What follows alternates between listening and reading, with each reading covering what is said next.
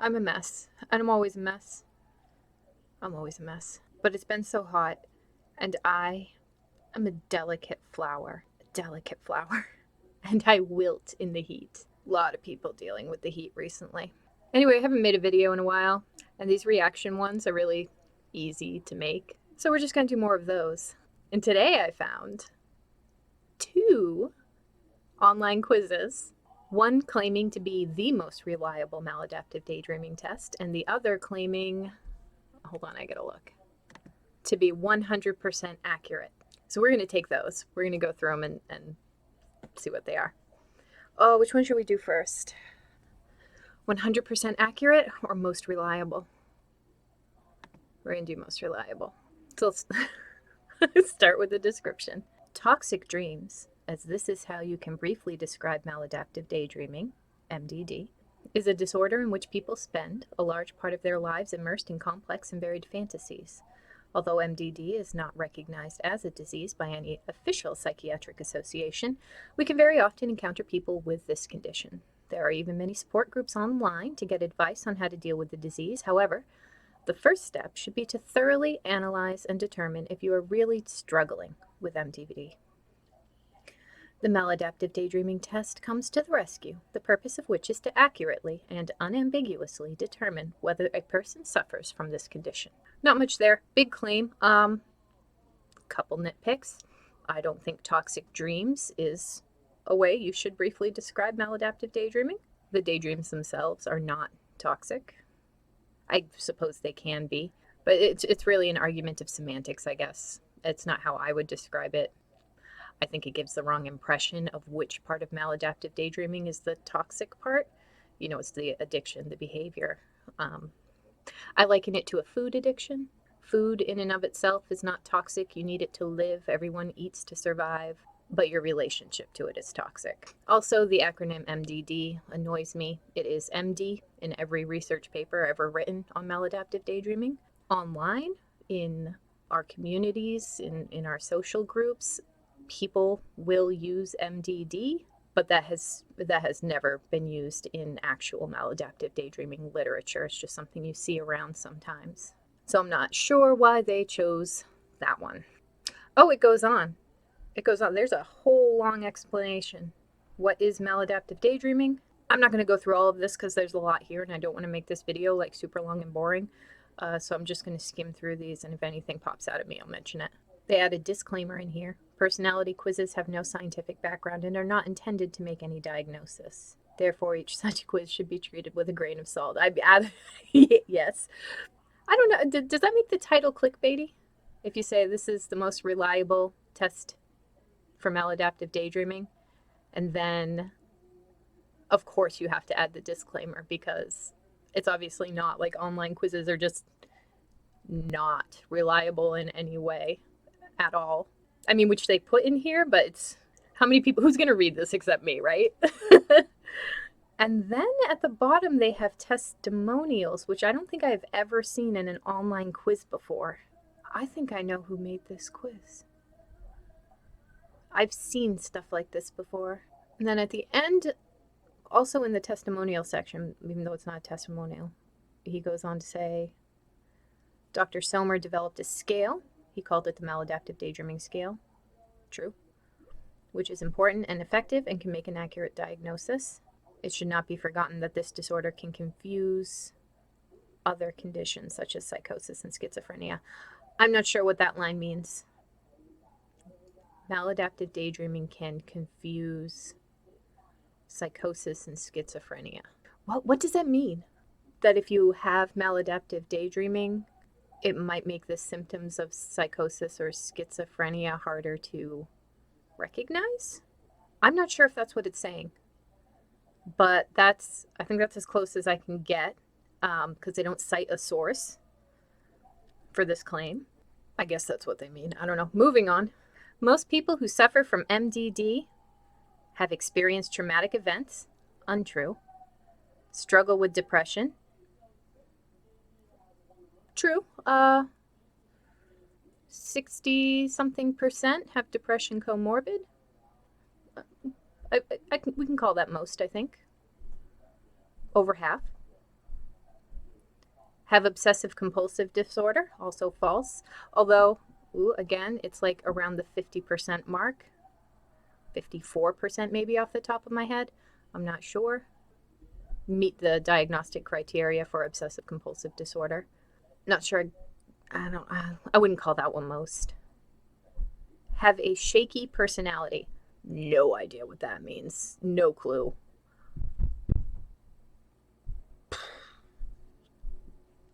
Start quiz. Did you have any traumatic events in your childhood? Well, Mr. Quizmaker person, you have already told me that most maladaptive daydreamers have a traumatic childhood. So now I've been primed on how to answer this question. And to top it off, your claim wasn't even true. About a quarter of maladaptive daydreamers report a history of trauma. The other 75%, which is what I would call most, report happy or uneventful childhoods. Not impressed so far? Do you suffer from any of these disorder? Depression, autism, borderline? Again, you have already told me that most maladaptive daydreamers suffer from depression, so I've been primed on how to answer this question. And if we want to talk about comorbid conditions, common comorbid conditions with maladaptive daydreaming, the top 3 are not depression, autism, and borderline. They are, in fact, ADHD, anxiety, and depression in that order. In fact, only one study has ever been done on any link between maladaptive daydreaming and autism, and it was on autistic traits, not even on like ASD completely. And none have been done on BDP. In fact, I don't even recall that in the comorbidity study. I would have to double check to be sure. In fact, why don't we do that right now? We're here. Let's fact check. All right. I'm going to take a screenshot of this paper and put it up on the screen, I hope.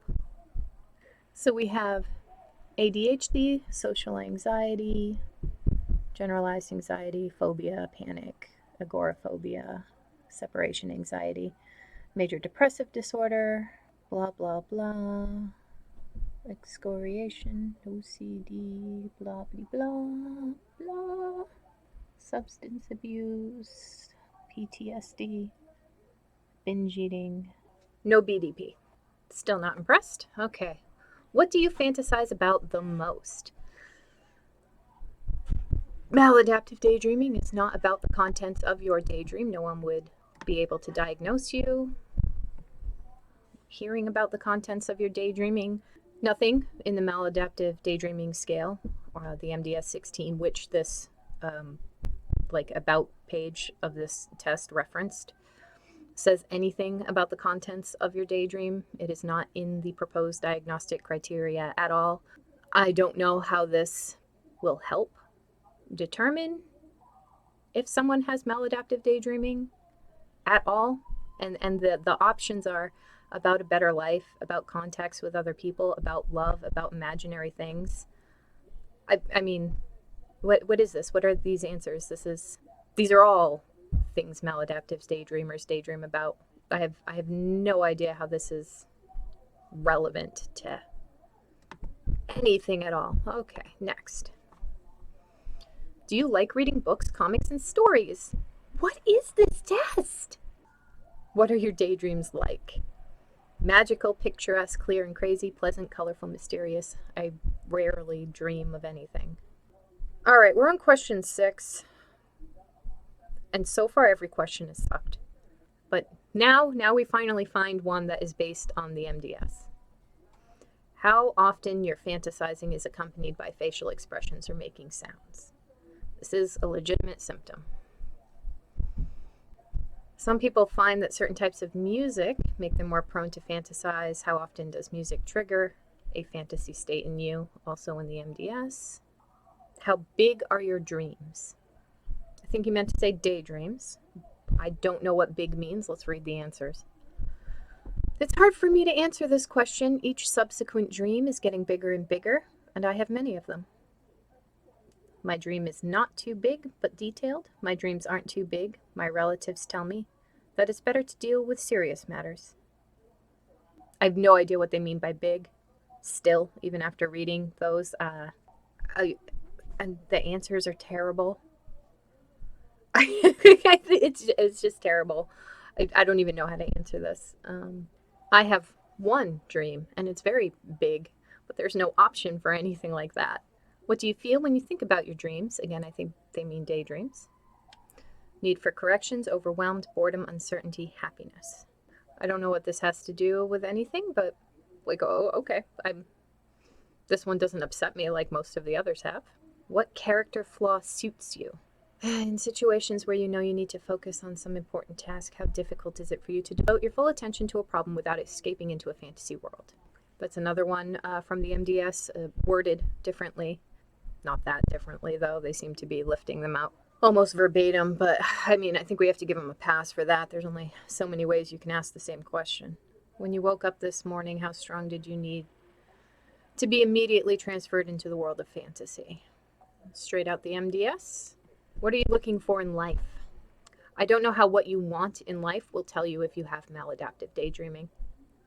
So, I mean, fair question when you're like sitting down talking to somebody about their maladaptive daydreaming, but as far as determining if they have it,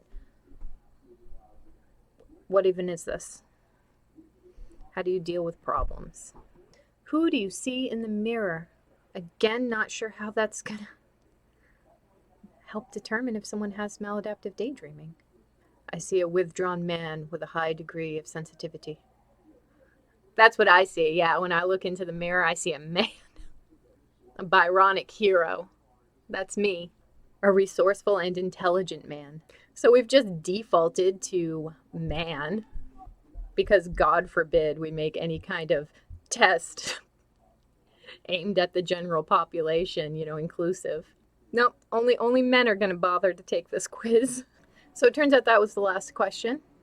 And apparently, I suffer from maladaptive daydreaming. I passed the test, I guess. I honestly have no idea how, because none of those questions had anything to do with anything. But there were really only a couple of MDS questions in there. The MDS has 16 questions. This entire quiz is only 15 questions, and most of them were ridiculous. There's nothing wrong with fantasizing. However, when such behavior becomes compulsive, it can threaten us. Constantly fantasizing is often a disorder that needs to be cleared up. Living with this condition is not easy. For this reason, there are many forums and support groups, such as the Wild Minds Network, where many patients share experiences, information, and advice. Which one was this? This was the most reliable one, right? Well, in this case of one person, it did come up that I was a maladaptive daydreamer, but I don't feel good about that. Like those, no, don't, like I'm not going to put the links up because I don't want people trolling these quiz makers or anything.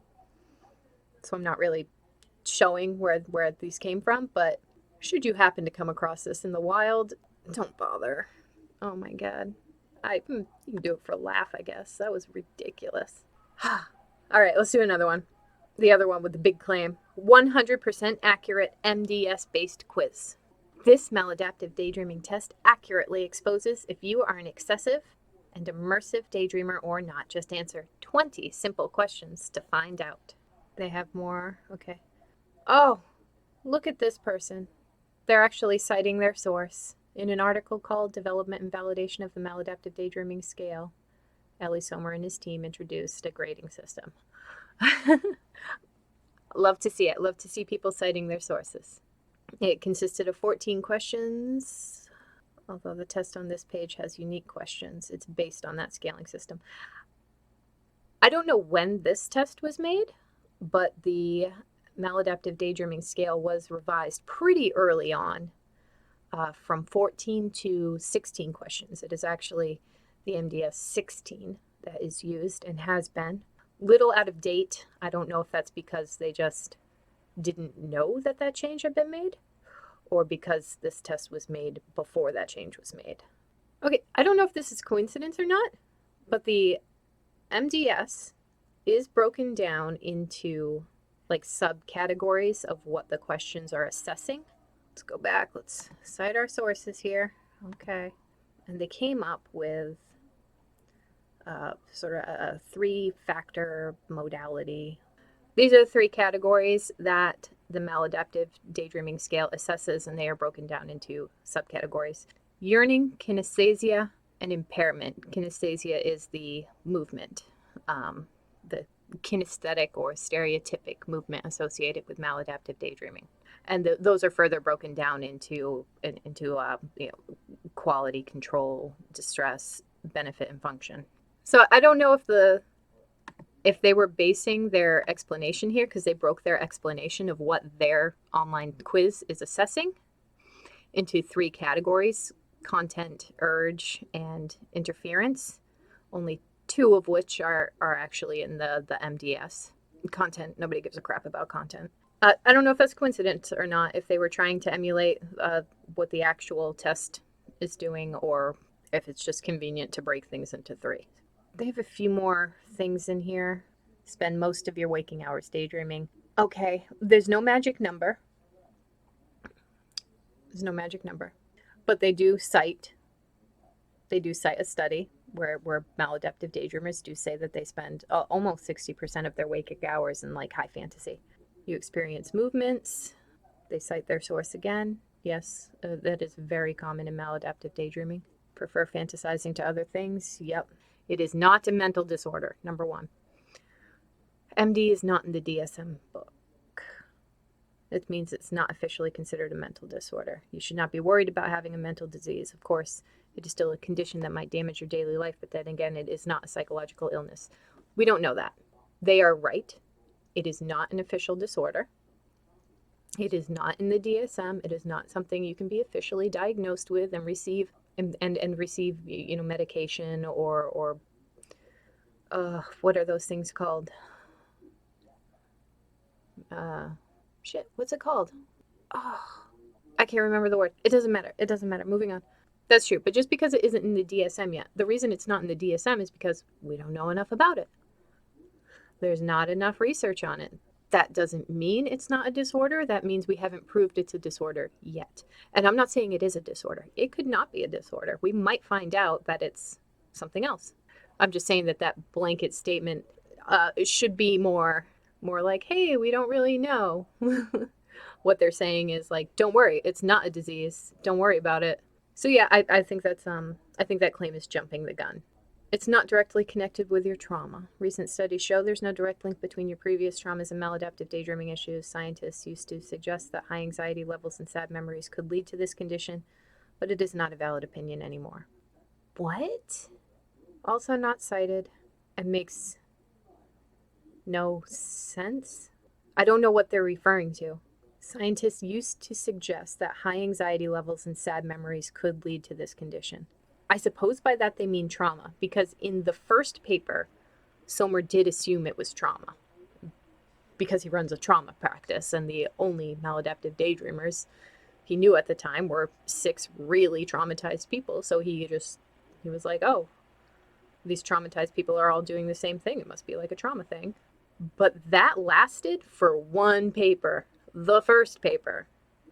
The second paper and the third, maybe the 4th, I think also the 4th, I can't remember exactly, all refute that. So like the trauma link, I don't know why it persists so much when it was debunked so very, very early on in the research. Probably because it is still a pretty high number. Like 25% is pretty high, but that doesn't mean it's not ever linked with trauma. It's linked with trauma at least a quarter of the time. Like that's a lot. It's not most, like I said in the last test, which made the opposite claim. Oh my god, we haven't even started this test yet. I talk too much. All right, let's start. 20 questions. God. Question 1. My fantasies are mostly about who the hell cares? Nobody cares. Nobody cares what your fantasies are about. They do not help you figure out if you have maladaptive daydreaming. And I'm just going to take a picture of the options because things that make me feel good at the time: detailed stories and feelings, or money, sex, life.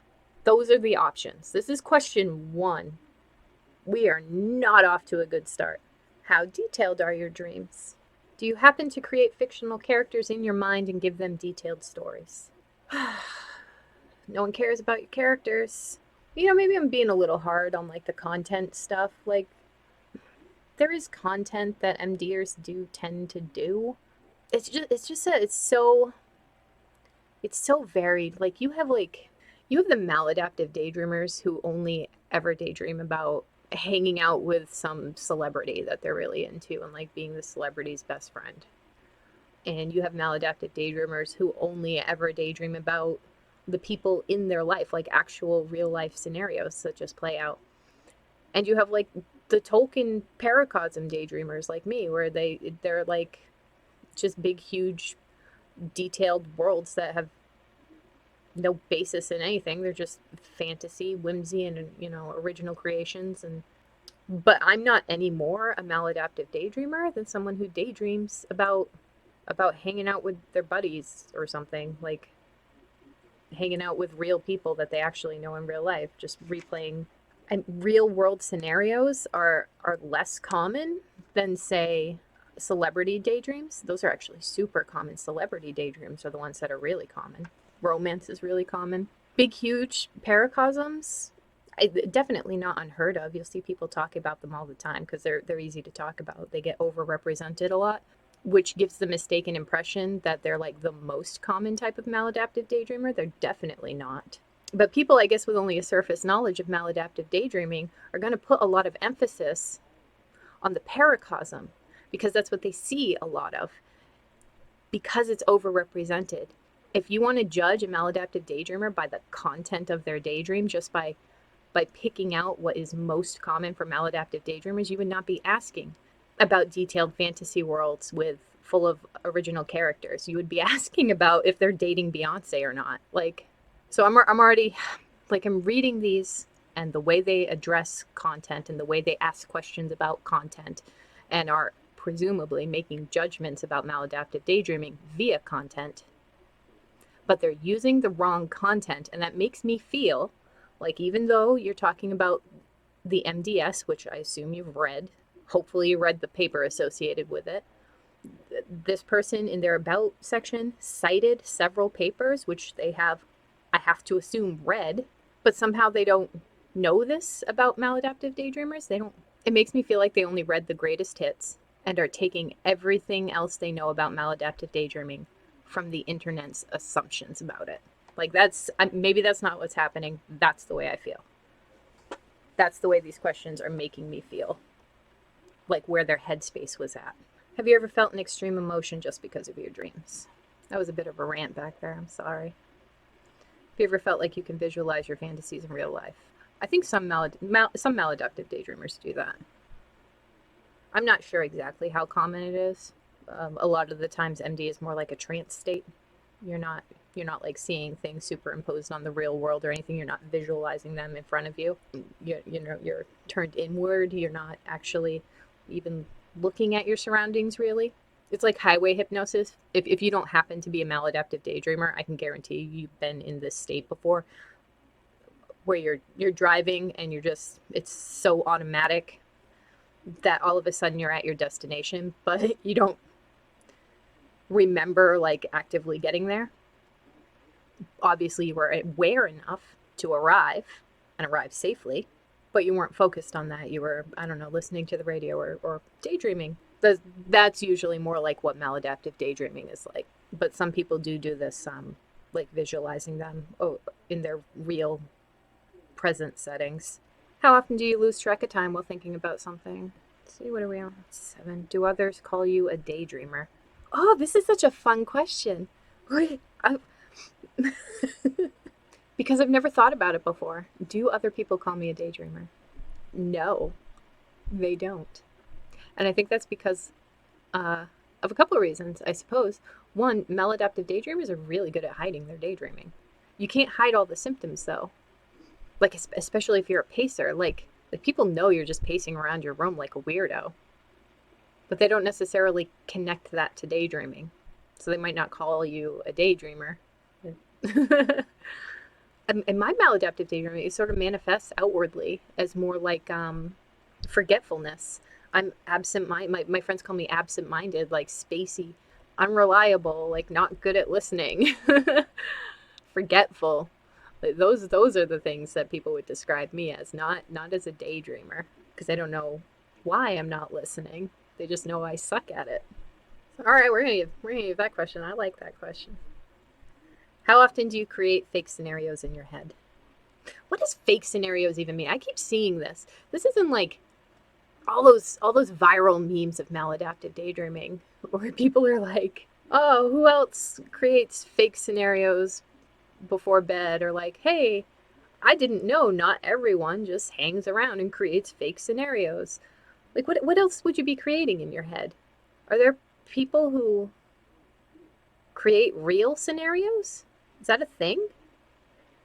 Like, even non-maladaptive daydreamers, even non-immersive daydreamers, just regular daydreamers, they have silly fantasies, silly whimsical fantasies of, winning the lottery and telling off their boss. Like, those aren't real scenarios. So I don't know. I have no idea. I still have no idea what fake scenarios means. Every scenario in my head is fake. If it were real, it wouldn't be in my head, would it? It would be happening in real life. Maybe that's just me, though. I don't know. If you know what fake scenario means, like, put it in the comments or something, because I don't get it. I think I'm too old. What if you couldn't dream anymore? I assume they mean daydream. How hurtful would it be to you? Oh, they just went for the gut punch with that one, didn't they? Would you rather have enough time to dive into your fantasies instead of going out or working? Yeah, that's a thing the MDS measures. Would you like to live in a simulator that allows you to create your reality? This one makes me feel, oh my God, I have so many feelings.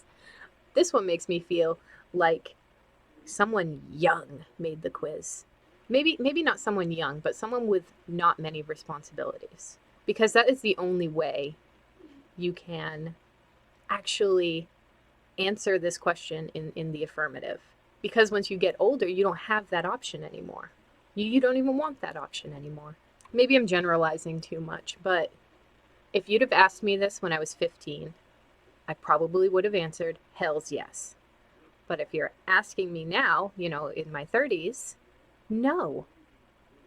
I do love my daydreams. I do. I'm a maladaptive daydreamer just like everybody else. Like, I'm deeply attached to them. But you know what else I'm deeply attached to? My real life offspring. Any parent, or at least any decent parent, would turn down the opportunity to live in paradise to stay with their children. So I would say I feel like I know what feeling they're trying to assess in the test taker, but they have worded it in a way that only certain people can even answer. It's presented very poorly, I think. And the answers are really weird too. They're maybe, sure, no. There's no yes. I mean, what does that mean? Maybe and sure, basically the same answer. Like, what is that? What? I don't. Okay, I thought I knew what that question was getting at, but then I looked at the answers and I don't get it anymore. Do you think about ideas like parallel universes or alternate realities often? I have no idea how that's supposed to relate to anything. How sad or mad are you when someone interrupts your daydreaming?